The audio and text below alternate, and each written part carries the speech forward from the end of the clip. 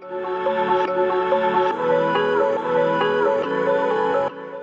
want to say certain very important keys to get out of this Egypt. और ऐसे मिस्र के अनुभव से बाहर निकलने के कुछ बहुत ही महत्वपूर्ण कुंजियां मैं आज इस समय बांटना चाहूंगा। The number one thing when you realize that you are in a bad place, you have to get into your inner chamber. और सबसे पहला काम जो आपको करना है जब आपको लगता है कि आप ऐसे बुरे अवस्था में हो, वो है कि आपके अंदरूनी कमरे में आपको प्रवेश करना है। You need to get into that secret place where only you and your God is. और आपको वो रहस्यमय स्थान पर पहुंचना है जहां पर केवल आप और आपके पिता परमेश्वर हैं। Why? क्यों? Because that is a place where transactions happen. क्योंकि वही वो स्थान है जहां पे लेन देन होता है। That is a place of transaction. वो स्थान है लेन देन का। Unless you go there, there is no destiny change which will come upon you. जब तक आप वहां नहीं पहुंचते, कोई भी भविष्य को आप बदलते हुए आप नहीं देख पाओगे। In our spiritual life, the beginning point is our inner chamber, the secret place. और अपने जीवन के शुरुआती जो कदम है वो ऐसे ही रहस्य में जो कमरों में हम बैठकर परमेश्वर के साथ संगति मनाते वो। Now Jesus is saying like this, Matthew chapter 6 verse 6, when you pray, go into your room. When you have shut your door, pray to your Father who is in secret place, and your Father who sees in secret will reward you openly. और मत्ती 6वें अध्याय के 6वें वचन में इस प्रकार लिखा है, परंतु जब तू प्रार्थना करे, तू अपने कोठरी में जा और द्वार बंद करके अपने पिता से जो गुप्त में है प्रार्थना कर, तब तेरा पिता जो गुप्त में देखता है तुझे प्रतिफल देगा। I'll tell you something. When you enter your secret place, you may be there for hours or for days, or sometimes it may be months. You need to be in that place unless the Father transacts, answers you. और जब आप अपने इस ऐसे गुप्त स्थान में प्रवेश करते हो, और कई बार ये कई दिन लग जाते हैं, कई महीने भी लग सकते हैं, कई बार और भी लंबा समय लग सकता है, तब तक जब तक परमेश्वर पिता आपको उत्तर नहीं देता। He is saying, who sees you in secret place, he will reward you openly. That means when you enter that place, in your workplace there will be a reward, in your business there will be a reward, in every place there will be a reward. और यहां पर लिखा है कि जो आपको गुप्त में देखता है वो प्रतिफल देता है। उसका अर्थ है जब आप अपने उस गुप्त स्थान में प्रवेश करते हैं, आपके नौकरी के स्थान पर आपको उसका प्रतिफल दिखने लगता है। See, it is not, I am not talking about your prayer time. मैं ये आपके प्रार्थना के समय के विषय में बात नहीं कर रहा। I am not talking about, you having a regular prayer time or early morning prayer. I am not talking about that. और ये मैं नियमित तौर पर प्रार्थना का समय एक रखना या सुबह उठकर प्रार्थना करना, इसके बारे में बात नहीं कर रहा। I am talking about a very honest, naked, transparent relationship with God, which actually results in a transaction of a blessing. मैं बात कर रहा हूं ऐसे एक समय का जो बहुत ही खुला हुआ है, नंगा जैसा है या पारदर्शी है, जिससे जो अवस्था से निकलते ही आप परमेश्वर के साथ लेन देन करना शुरू करते हैं। See, Psalm 51:17 says, the sacrifice of God are a broken spirit, a broken and a contrite heart. These, O God, you will not despise. और भजन संहिता उसका 51 उस कहता है, और जो बलि परमेश्वर के सामने है वो एक टूटा हुआ मन है, और एक टूटे हुए मन को तू कभी नकारता नहीं। The secret place where you have a broken spirit and a contrite heart. और जो ऐसे परमेश्वर की उपस्थिति में बलि देता है वो एक टूटा हुआ मन है, एक नम्र हृदय है। What is contrite? Contrite is, something which a remorse for a sin or a shortcoming. और इस शब्द का अर्थ होता है कि आपके एक पाप के लिए या जहां पर आप गिर चुके हैं उसके लिए आप दुखी होना। There was a time I was in this place for several months. और ऐसा एक समय था जो ऐसे एक स्थान पर मैं कई महीनों तक था। Because I understood, I live in a life of poverty. क्योंकि मैं समझ चुका था कि मैं गरीबी के जीवन बिता रहा। In the eyes of the world, I was perfectly okay. दुनिया के नजरों में तो मैं बहुत ही ठीक था। I had a good job, I had a good salary, I had everything. Everything was very good. मेरी अच्छी नौकरी थी, अच्छी तनख्वाह थी, सारी बातें अच्छी हो चल रही थी। In fact, I was better than many of my counterparts. और सच्ची बात यह है कि मेरे अन्य जो दो मित्र थे उनसे कई बेहतर मैं था। But every day I went to the Lord with a contrite spirit. I told the Lord, Father, I am sorry for living a life of poverty all over these years. लेकिन हकीकत की बात यह है कि मैं हर दिन परमेश्वर के सन्मुख ऐसे ही एक दीन हृदय लेकर जाता था कि परमेश्वर, कई सालों तक मैं ऐसे गरीबी की एक मनस्थिति लेकर जी God रहा था। will never despise a broken spirit and a contrite heart. परमेश्वर कभी भी एक टूटे मन के या दीन हृदय के व्यक्ति को कभी भी नकारता नहीं है। It is my desire that my message will bring a contrite heart and a broken spirit in you. और ये मेरी इच्छा है कि ये जो संदेश को सुनकर आपका हृदय टूटा हुआ बन जाए या दीन हृदय का बन जाए, So that we can break the backbone of poverty which is working in our lives. ताकि गरीबी की जो रील की हड्डी है उसे तोड़ दे हम, जो हमारे जीवन में कार्य कर रहे हैं। Only these broken spirit and contrite heart invites God to give an encounter or a word for that season or for our life. To receive that, we need to be equipped in that way. केवल एक टूटे हुए मन या दीन हृदय के व्यक्ति ही परमेश्वर को न्योता दे सकता है कि वो वहां पर आकर ऐसा एक वचन दे जो आपके उस अवस्था के लिए या आपके जीवन के लिए एक वचन हो। I'll tell you, many people don't come to this place where they can inherit that blessing from God. मैं आपसे कहता हूं, कई लोग ऐसे एक स्थान में कभी पहुंचते ही नहीं जहां से आप परमेश्वर के उन आशीषों को प्राप्त कर सकते I हैं। will read one more verse from Habakkuk chapter 2 verse 1. हबक्कुक दूसरा अध्याय उसका पहला वचन। I will stand my watch and set myself on the rampart and watch to see what he will say to me and what I will answer when I am corrected.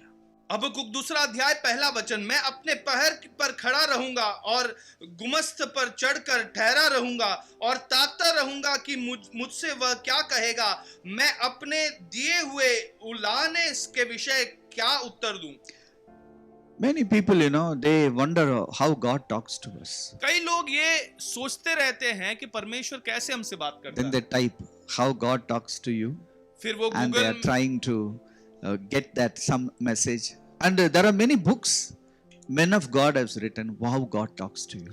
और कई लोग ऐसे ये आश्चर्य में आकर वो गूगल में टाइप करते हैं कि कैसे परमेश्वर हमसे बात करता है। कई सारे संदेश है, कई सारे किताब भी लिखे गए हैं कि किस प्रकार परमेश्वर हमसे बात करता है। At least I have read almost 8 to 10 books how God talks to you. मैंने 8 से 10 किताबों को पढ़ा है जिनमें लिखा है कि परमेश्वर हमसे कैसे बात करते हैं। But the truth is nobody can teach you how God talks to you. लेकिन हकीकत की बात यह है कि कोई भी आपको ये नहीं सिखा सकता But कि कैसे परमेश्वर आपसे बात करेगा। Yes, but I will tell you a secret. You can hear God.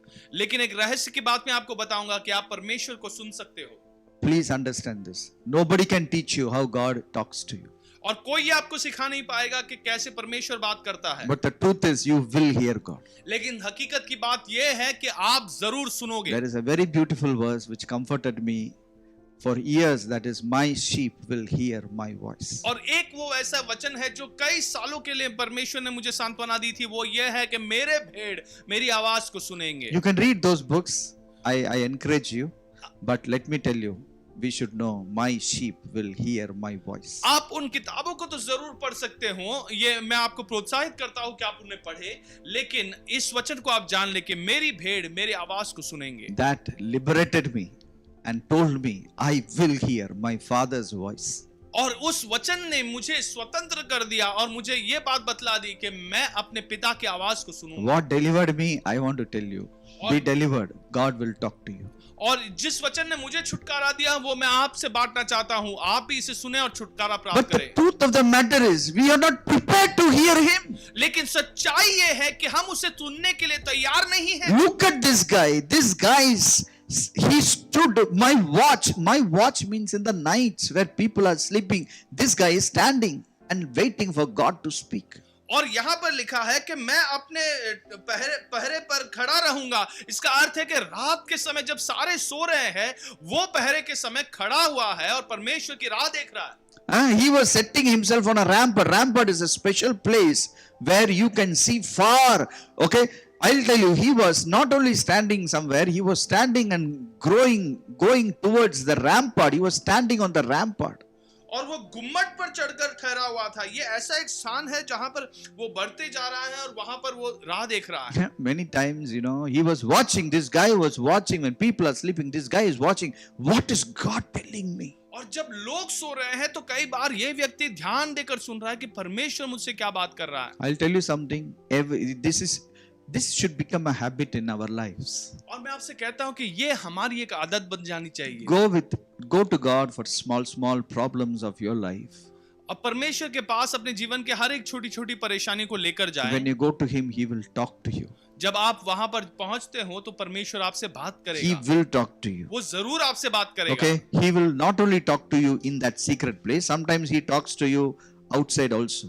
और केवल वो गुप्त स्थान में ही नहीं वो बात करता है, कई बार वो आपको बाहर भी बात करता है। Sometimes He talks to you through a friend. शायद कई बार वो आपको एक मित्र के जरिए से आपको बात करेगा। That's why good friends are really good people. और इसीलिए बहुत ही जरूरी है कि अच्छे मित्र आपके हो। It was my friend who told me, I am a poor man. और मेरे मित्र ने ही मुझे बताया कि तुम एक गरीब व्यक्ति हो। When he said, I was so surprised.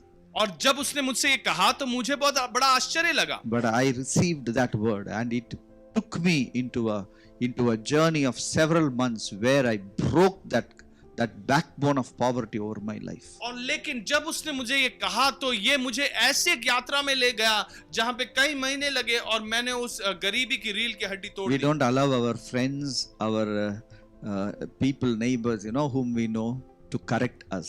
हम अनुमति नहीं or देते कई tell बार, such words upon us. हम अनुमति नहीं देते ऐसे मित्रों को या पड़ोसियों को जो हमसे ऐसे हमें सही राह पर लाने वाले शब्द हमसे बात करें। Sometimes, it can even be your brother or your sister. और कई बार ये आपके भाई या बहन भी हो सकते हैं। Sometimes it can be your pastor or your lighthouse leader. और कई बार ये आपके पासबान या आपके घर कलीसिया के अगुवे भी हो सकते हैं। Okay?